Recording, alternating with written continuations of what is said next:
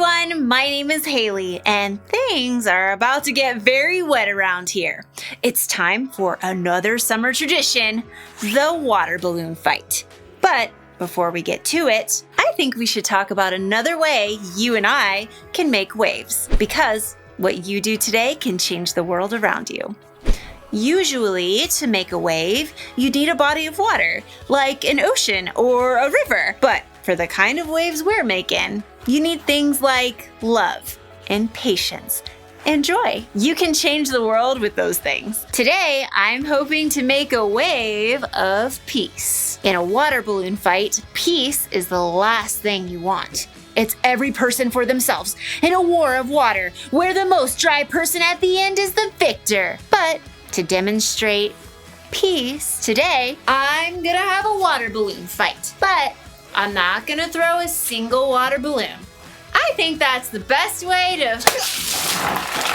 hold on! I was not ready! I wanted to say something first. Okay, if I'm going to demonstrate peace, I have to be... This is not funny, people. I have some serious things to say about peace. So please, stop! Oh. Who threw that? Who threw that? Who threw it?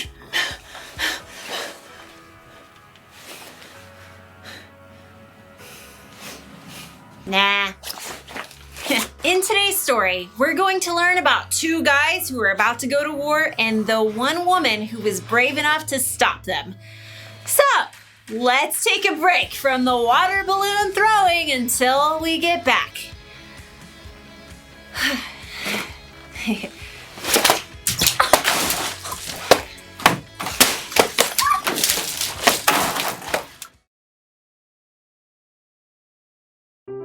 The Bible.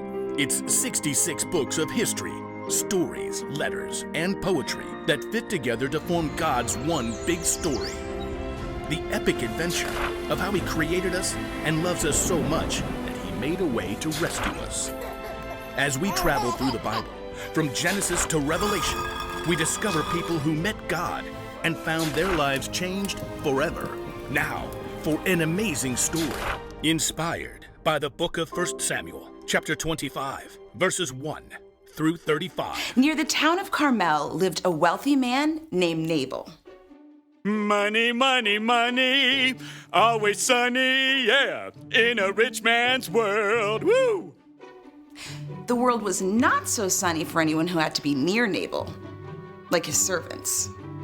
Our boss's picture is right here in the dictionary beside foolish person. See? Nabal was also terribly rude. You, bring me another leg of mutton. What's wrong with this one? It's touching those peas. But you asked for peas. I asked for tea, you blockhead. I shall dump these peas on your noggin. But unlike Nabal, Abigail, his wife, had a clear mind and a wise heart. She kept a close eye on her husband's estate and did her best to keep him from destroying their lives with his quick temper. Tell me, how was the flock this season? Have we lost any sheep to raiders? Not a one, my lady. But last season our sheep were attacked by robbers a dozen times. We've had protection. Protection? How? David and his men have been camping nearby. As long as they've stayed near our flocks, they've kept us and the sheep from any harm. Very good. I've heard some say David will be king in Saul's place. Has Nabal thanked David for his help? Give thanks, Nabal. That was very funny, my lady. I'll consider the matter.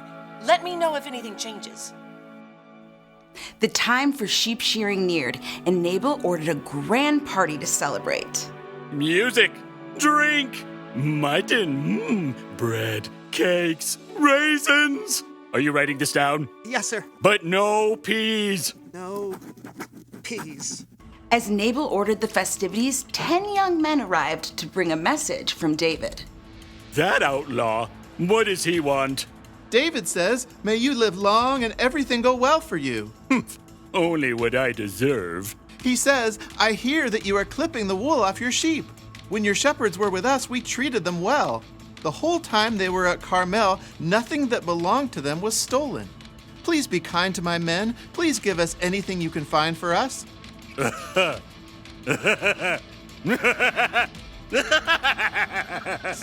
So, yes? Who is this David? Many servants are running away from their masters. Why should I give food to men who come from who knows where? So, no? Vamoose! And don't let the door hit you on the way out. David's men quickly returned to camp. They found David's anger could be just as hot as Nabal's. Each of you put on your swords.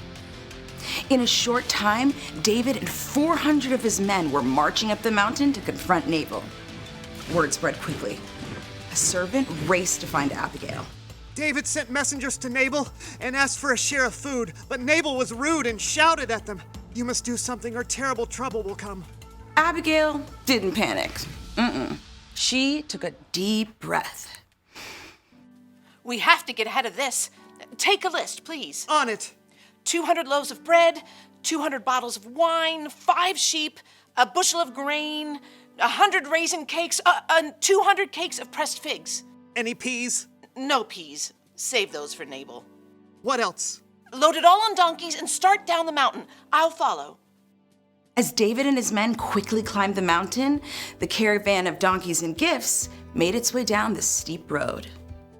David's anger grew as he neared the mountain estate. He gripped his sword tightly. Everything we've done hasn't been worth a thing. I watched over this fellow's property, but he paid me back evil for good. I won't leave one of his men alive. What's this? Donkeys? And looks like food for a feast? At the back of the caravan, Abigail could see David as they met the donkeys. She took a deep breath, hopped off the donkey, and ran forward, throwing herself to the ground at David's feet. Pardon your servant, sir. Please don't pay any attention to that evil man, Nabal. He's always doing foolish things. But now the Lord has kept you from using your own hands to get even. I've brought a gift for you and the men who follow you. Abigail dared to look up. David was watching her closely. The Lord your God will give you a kingdom that will last. That's because you fight the Lord's battles. He'll appoint you ruler over Israel. When that happens, you won't have to worry about how you killed people without any reason. The Lord your God will give you success. When that happens, please remember me. Slowly, David nodded. He removed his hand from the hilt of his sword and reached down to help her up. Give praise to the Lord. He has sent you today to find me. You have shown a lot of good sense and kept me from using my own hands to get even. He has kept me from harming you. Prepare a feast for your men. You've earned every bit of it. Go home in peace. David accepted the gift and turned back instead of facing down Nabal. Abigail returned home to find her husband holding his giant party. Nabal, I've made peace. Peace? Ugh, hate him. Woo-hoo-hoo. Though David didn't kill him, Nabal soon met a dreadful end. Abigail and her entire household were saved because she chose to get creative and make peace.